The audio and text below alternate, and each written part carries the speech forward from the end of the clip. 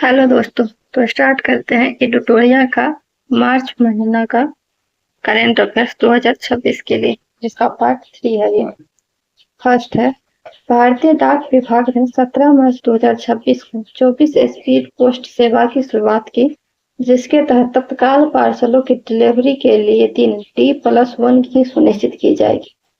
Next, केंद्रीय मंत्रिमंडल ने भारत औद्योगिक विकास योजना भापिया को मंजूरी दी है, जिसके तहत 100 प्लग एंड प्ले औद्योगिक पार्क की स्थापना करने की योजना है। इसके लिए लगभग 33,660 करोड़ रुपये का आवंटन किया गया है। नेक्स्ट, केंद्रीय जनजातीय मामलों के मंत्रालय ने स्थानीय आदिवासी और शिल्प वस्त्रों को वैश्विक बाजार में बढ़ावा देने के लिए टाइमलेस ट्राइबल ब्रांड रीसा टाइमलेस ट्राइबल बॉल लॉन्च किया है। यह त्रिपुरा के पारंपरिक रीसा वस्त्र से प्रेरित है। आयुष मंत्रालय ने केंद्रीय औद्योगिक सुरक्षा बल CISF के साथ एक समझौता ज्ञापन पर हस्ताक्षर किए हैं, जिसका उद्देश्य CISF कर्मियों और उनके परिवारों के लिए आयुष आधारित निवारक स्वास्थ्य देखभाल, योग, तनाव प्रबंधन और समग्र कल्याण को बढ़ावा देना है। 5 वर्षीय समझौता पारंपरिक चिकित्सा प्रणालियों के माध्यम से जवानों के शारीरिक और मानसिक स्वास्थ्य को बेहतर बनाने के लिए काम करेगा। नेक्स्ट है, गुजरात में तूना टेकरा बंदरगाह की कनेक्टिविटी बढ़ाने तथा समुद्री क्षेत्र विकास को बढ़ावा देने के लिए केंद्र सरकार ने 772 करोड़ की रोड ओवर ब्रिज परियोजना की मंजूरी दी है। नेक्स्ट, केंद्रीय संचार मंत्री श्री ज्योतिरादित्य सिंधिया ने मध्य प्रदेश में समृद्धि ग्राम फिजिकल सेवा पहल के तहत समृद्धि केंद्र का उद्घाटन किया। इसका उद्देश्य ग्रामीण और दूरस्थ क्षेत्रों में स्वास्थ्य सेवा, शिक्षा, कृषि और गवर्नेंस सेवाएं प्रदान करना है। 23 मार्च 2026 को शहीद दिवस के उपलक्ष्य में केंद्रीय युवा मामले एवं खेल मंत्रालय द्वारा राष्ट्रव्यापी पद यात्रा का आयोजन किया गया। इसका विषय युवा भारत मेरी जिम्मेदारी था। इसका उद्देश्य देश के युवाओं में जिम्मेदार नागरिक की भावना को प्रोत्साहित करना है। 23 मार्च को भगत सिंह, सुखदेव और राजगुरु के फांसी दी गई थी। इसी के उपलक्ष्य में शहीद दिवस मनाया जाता है। स्काईट्रैक्स वर्ल्ड एयरपोर्ट अवार्ड्स 2026 में दिल्ली का इंदिरा गांधी इंटरनेशनल एयरपोर्ट दुनिया में टॉप 30 एयरपोर्ट सूची में शामिल होने वाला भारत का एकमात्र एयरपोर्ट बन गया है। इसने 28वें स्थान पर जगह बनाई है। नेक्स्ट, प्रधानमंत्री नरेंद्र मोदी ने उत्तर प्रदेश के जेवर में नोएडा इंटरनेशनल एयरपोर्ट के पहले चरण का उद्घाटन किया। यह हवाई अड्डा देश की सबसे बड़ी ग्रीनफील्ड परियोजनाओं में से एक है, जिसे नेट जीरो उत्सर्जन सुविधा के रूप में विकसित किया गया है।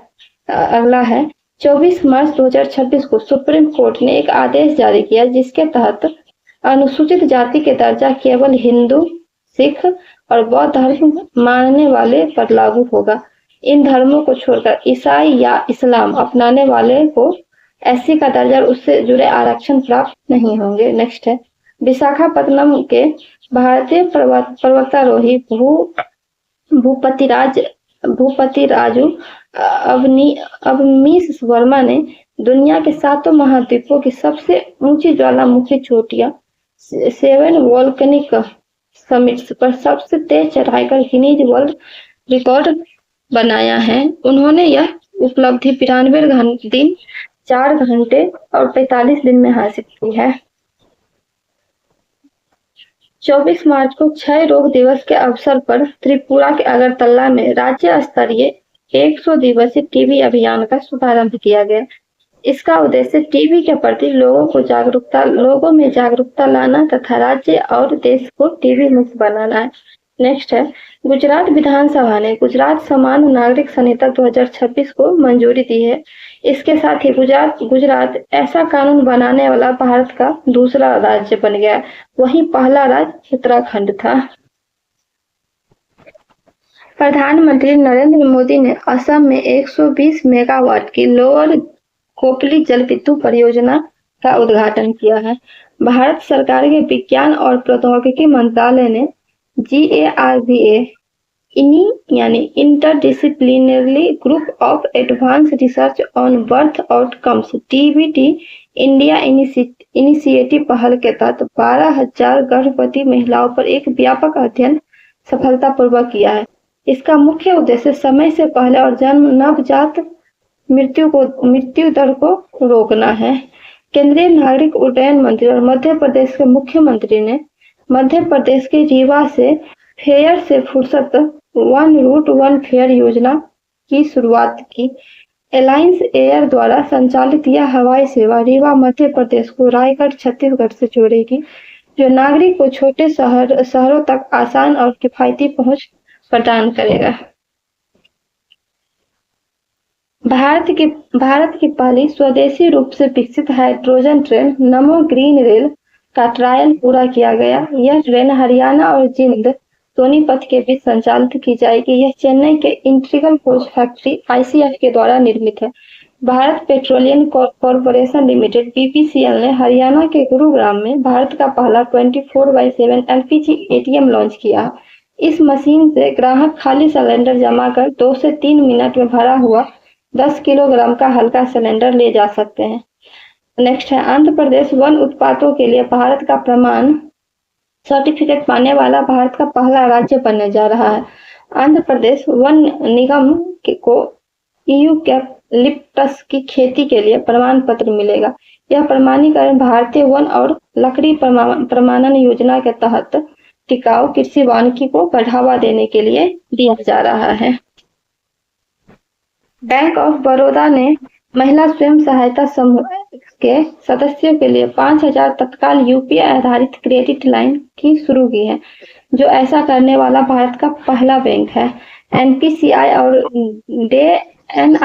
NRLM के सहयोग से यह डिजिटल सुविधा PMJDY खाता धारकों को बिना बैंक जाए मोबाइल ऐप के माध्यम से छोटे खर्चों के लिए तत्काल धन पाने में सक्षम बनाती है। नेक्स्ट है नीति आयोग के अटल इनोवेशन मिशन ने त्रिपुरा में भारत का पहला स्टेट इनोवेशन मिशन लॉन्च किया है, जो राज्य में नवाचार और उद्यमिता को बढ़ावा देने वाला बड़ा कदम है। यह पहल AIM 2.0 का हिस्सा है, जिसका उद्देश्य स्थानीय स्तर पर स्टार्टअप संस्कृति, AI और तकनीकी विकास को गति देना है। जम्मू और कश्मीर के उपराज्यपाल मनोज सिन्हा ने जम्मू विश्वविद्यालय में बहुशैली युवा महोत्सव गूंज 2026 के तीसरे संस्करण का उद्घाटन किया।